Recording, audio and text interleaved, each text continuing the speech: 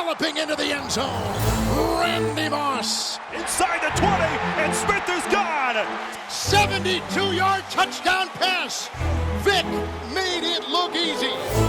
If you're a little confused about what you just saw, don't worry. I'm about to clear all this up for you. Ever look at a player and wonder why he's playing in that jersey? Be it awkward, sensible, or just downright cringeworthy.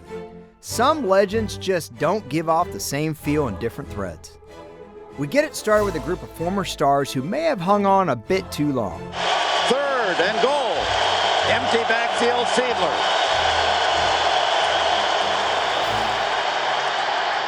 It is incomplete. Is this catchable? It actually hits Carter right on the hands. 36-year-old wideout Chris Carter retired after the 0-1 season before deciding on a comeback with Miami. His former Vikings teammate Randy Moss followed that same path, calling it quits in 2010, before returning with the 49ers 2 years later in 2012. Bay Area legend Jerry Rice played until age 42, capping off his legendary career in Seattle of all places. His ex-Raiders teammate Tim Brown played 16 seasons in the Silver and Black, then followed John Gruden for one last ill-fated season in Tampa. The track meet is on. So explosive, so many weapons. This is an offensive circus. Greatest Show on Turf members Isaac Bruce and Torrey Holt went from St. Louis to San Francisco and Jacksonville, respectively. Fred Taylor rushed for at least 1,000 yards in 7 of his 11 seasons with the Jags before wrapping up his career in New England. Hall of Fame running back Jim Taylor won 4 NFL championships and a Super Bowl with the Packers. He played his final season, though, with the Saints back in 1967. 18 years later, another power back, Earl Campbell, would spend his last playing days in New Orleans, rushing for 643 yards in 1985.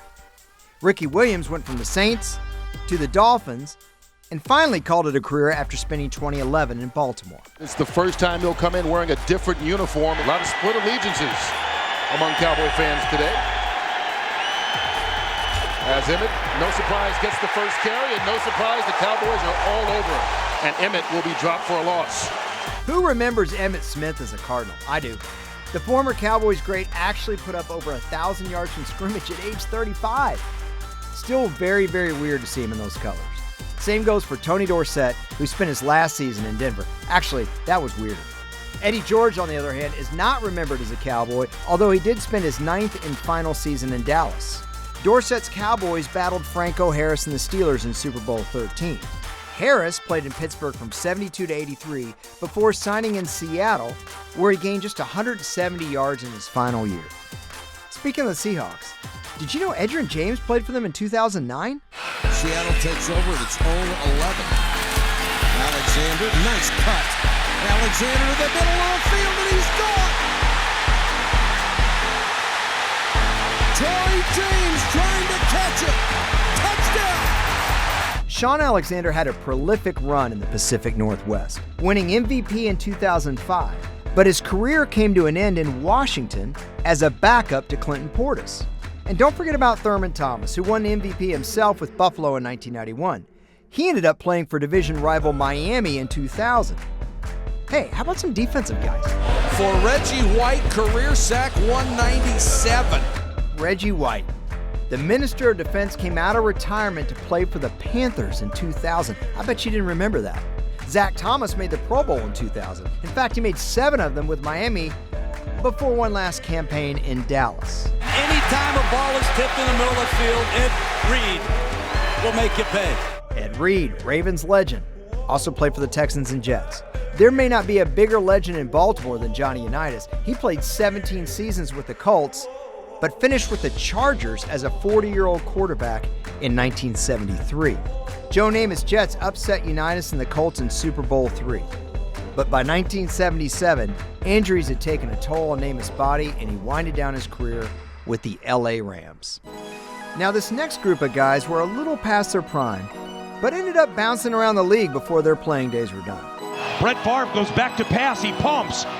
Intercepted. I can't believe what I'm seeing right now. Why do you even ponder passing? I mean, you can take a knee and try a 56-yard field goal. This is not Detroit, man. This is the Super Bowl. Packers great Brett Favre retired after the 2007 season, only to come back with the Jets and Vikings. You can add Mike Vick to that list too. The four-time Pro Bowler spent his best years with the Falcons and Eagles. But don't forget his Jets and Steeler days. Ex-Pittsburgh safety Rod Woodson never stopped being productive. After 10 years in Pittsburgh, he jumped to San Francisco, then Baltimore, then Oakland, making the Pro Bowl in 4 of his last 5 seasons. The 80s 49ers would not have been the same without Ronnie Lott and Roger Craig. Lott spent 2 seasons with the Raiders and 2 more with the Jets before retiring in 1994. Craig actually played with Lott in LA before spending his last 2 years with the Vikings. Dickerson, the tailback, gets it, heads off the right side, gets a hold, down to the 30, down to the 20, down to the 10, 5, touchdown Raiders! Eric Dickerson's first big statement in silver and black. Of course, there are more running backs on this list. Eric Dickerson shared a Hall of Fame backfield with Marcus Allen and the Raiders in 1992. But did you know he played in 4 games with the Falcons in 93? Yeah, under Jerry Glanville. Running back Steven Jackson has the most rushing yards in Rams history. Yes, even more than Dickerson. He went to Atlanta as well, then New England, before calling it quits in 2015. How about some receivers? Remember T.O. on the Bengals and Bills? Andre Johnson on the Colts and Titans? And Redskins great Art Monk finished with the Jets and a cup of coffee with the Eagles. Let's go super old school. Throwback drops back to pass, sets up, pass to end zone, touchdown! It's the hammer, Mike Ditka! Okay, so it wasn't in black and white, but Mike Ditka played in that era, I promise. He spent his prime in Chicago in the 1960s before landing with the Eagles, then the Cowboys, where incidentally he won Super Bowl VI. Fellow Hall of Famer Deacon Jones played 11 seasons with the Rams, then went to San Diego and Washington. Hey, how about another Hall of Famer in Ken Stabler, who had an amazing career in the 70s with the Raiders, won a Super Bowl, then joined Bum Phillips' Love Ya Blue Oilers, and then went to New Orleans to play a couple more years for Bum Phillips.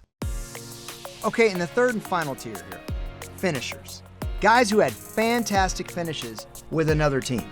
Peyton Manning now has more touchdown passes than any other player in NFL history. Of course, it had to be Peyton Manning. He may be the poster child for this category. Accolades galore in his 4-year stint with Denver. The same can be said about Manning's teammate with the Broncos, DeMarcus Ware. 2 Pro Bowls and a Super Bowl in 3 seasons with Denver. And let me tell you, Manning doesn't win that last Super Bowl without Ware. Vikings legend Alan Page with the Bears? Yep, it happened. Bruce Smith racked up 200 sacks, 29 of which came with the Redskins. Deion Sanders retired after playing in Washington as well. Then came back 3 years later with the Ravens. 3rd and 9, misdirection, picked off. Deion Sanders will waltz in for the touchdown. You know he's got a high step. Prime time has come to Baltimore. Now here's a finish I really like. LaDainian Tomlinson with the Jets, where he proved he had a bit more left in the tank. How about some O-line love? Jeff Saturday made the Pro Bowl with the Packers in 2012 after 13 years in Indy. And big ol' Larry Allen lined up for the 49ers in his final 2 NFL seasons, making a Pro Bowl in 2006. On the subject of the Niners, they parted ways with Joe Montana after the 1992 season. Joe Cool wasn't done. Back to pass, Joe Montana. Looks right, arches a pass into the end zone. A backpedaling, leaping catch. Touchdown! Hey! I don't believe what I just saw. Montana Magic is back. How about a couple more deep tracks for you NFL history buffs? Bobby Lane, the greatest quarterback in Lions history, who's not best friends with Clayton Kershaw, finished his career with the Steelers. Hall of Famer Norm Van Brocklin, who also played in the 50s, spent his first 9 years with the Rams, then played 3 more years in Philadelphia. And like Manning, won a championship in his final season. Did we mention that Van Brocklin still owns the NFL record for most passing yards in a game? 554. And we can find about that many examples of guys ending their career in a weird uniform.